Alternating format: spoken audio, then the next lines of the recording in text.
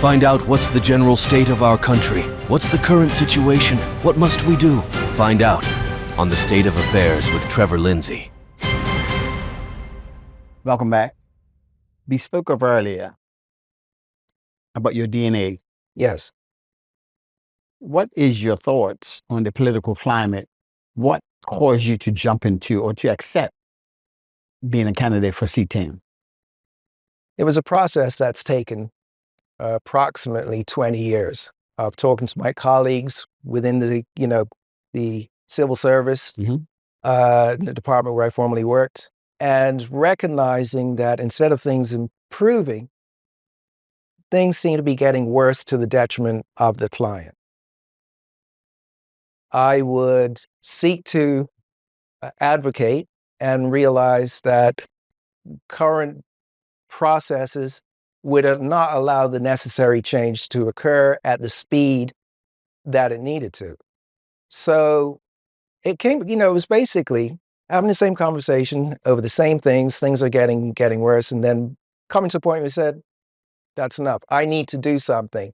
I need to get off my chair and take a risk, put it all on the line for the community. Otherwise, I'm no different from anybody else. So the bottom line, you're not happy in which the direction of Bermuda is going under this PLP administration? Under the current administration, absolutely. I believe that I can do something meaningful to address the concerns of C10 and the island as a whole as part of a One Bermuda Alliance team. Absolutely. I appreciate that.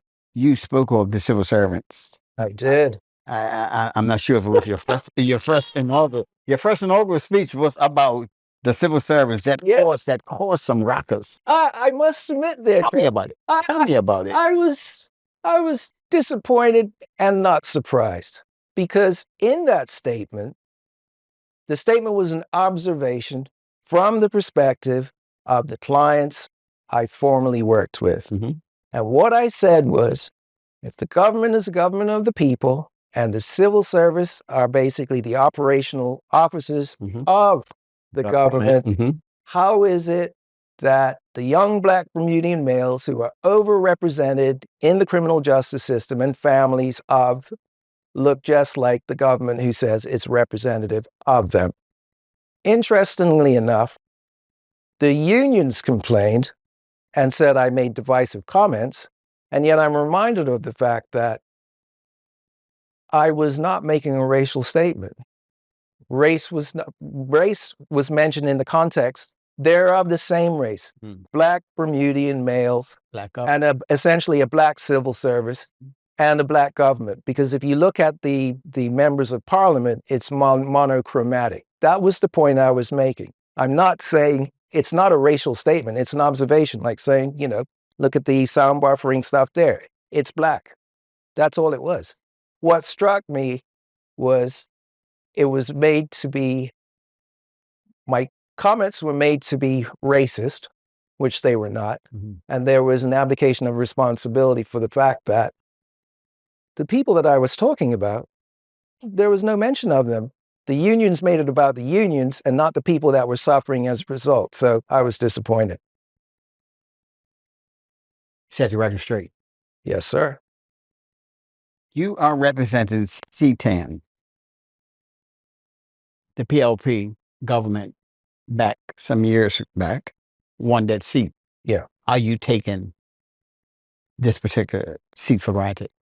Absolutely not. I have canvassed from Foothills to Common Land Point Road. I'm on my second lap now.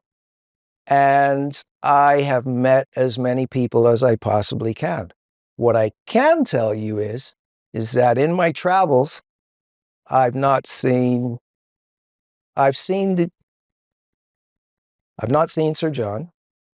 I've seen Lindsay drive past, I think it was last weekend, by Valley Heights. I've been out there mornings, I've been out there in the evenings.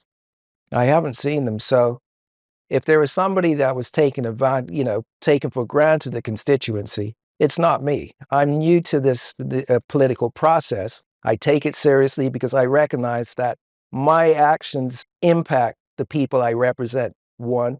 Two, they have been subjected to a government that does not attend to their needs. So there's a natural distrust, which means that I have to work twice as hard to say, give me a chance to do something good for you.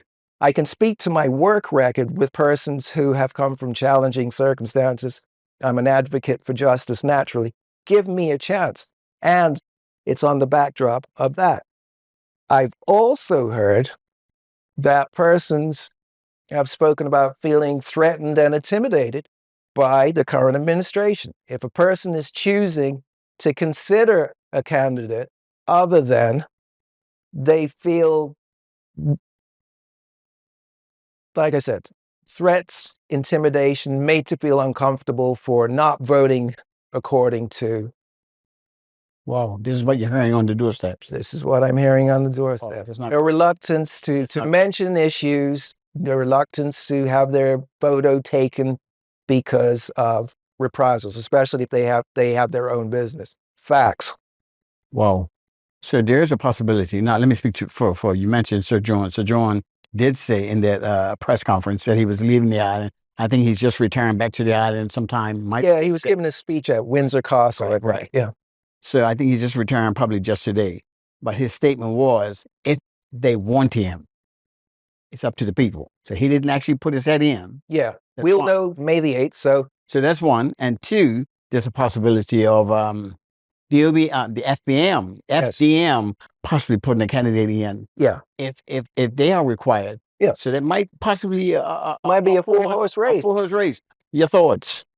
These are things that I'm not in control of. What I am in control of is the work that I'm putting in. As part of a democracy, people have a choice in terms of who they believe will best be able to represent them. They'll be asking themselves in terms of, will this candidate be there in the short and long term? And for obvious reasons, they'll make decisions on who they think will fit the brief for 5 years, 10 years. I'm in this for the long haul. I'm in this for as long as the people believe that I can be of service, I'm that. What's your feelings on Lindsey Simmons? She's been a senator for years. She's been in the game for a few years. Yeah. Your thoughts? Well, Your personal thoughts? personal thoughts. I mean, Lindsey, she's a senator. People have faith in her. And that's all I have to say on that. Really. We'll see. I haven't seen her in person. Maybe you'll have the two of us here in your studio and we can do an interview together. Okay, look at that. He just threw out a challenge. He's just throwing out a challenge. Sound like a debate is coming. I'm saying with you as a moderator, I mean, that'd be nice. Sure. Your thoughts on Sir John? Sir John's going to appeal to a certain demographic for obvious reasons. I also know that Sir John's been out of politics for almost as long as some people have been alive, for 30 years. Wow. So maybe that'll have a part to play as well. Not taking anything away from him. He's an inspiration to seniors who figure that, 60, 65 and above, I'm just going to take it easy. Nah, if you feel that you've got something to say and do for the betterment of the community, by all means.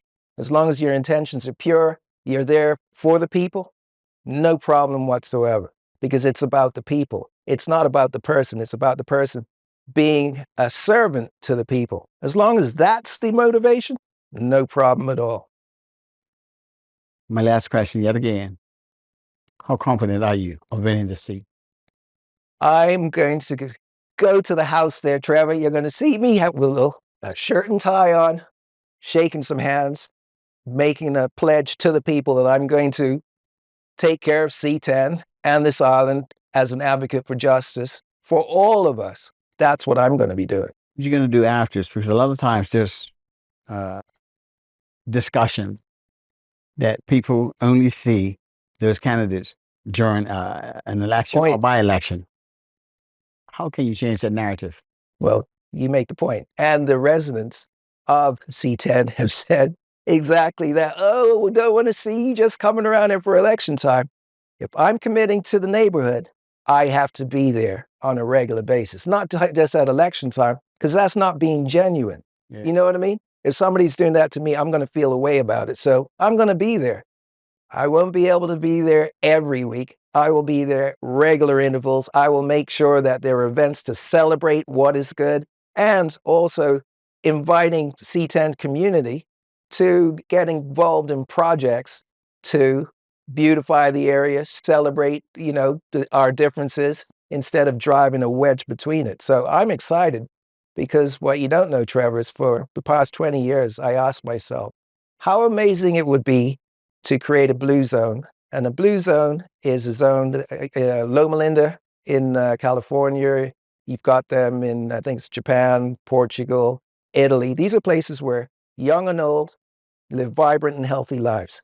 People get along naturally. There's a sense of community. It's healthy mind, body, and spirit. I said, how amazing would it be to create the same thing in Bermuda as a parish, wrapping around, the police service, the sports clubs, the churches. Imagine what life would be like if we could do that. And then this opportunity, C10, that's what I'm looking to do with C10. Mr. King, thank you. What do you want to say to your viewers for the last... May 22nd, I encourage and implore all of you who are eligible to vote for change, to vote for Robert King, One Bermuda Alliance candidate for constituency 10. Let's put this island back together again. Let's prosper once again. Robert King, May 22nd, Devonshire Christchurch, across from Island Construction. Thank you, Trevor. Appreciate you. Mr. King, we want to thank you. We want to thank our viewers and stay tuned for our next one-on-one is going to be with PLP C10 constituent Lindsay Simmons. Do have a great day. Thanks for watching The State of Affairs with Trevor Lindsay. See you next time.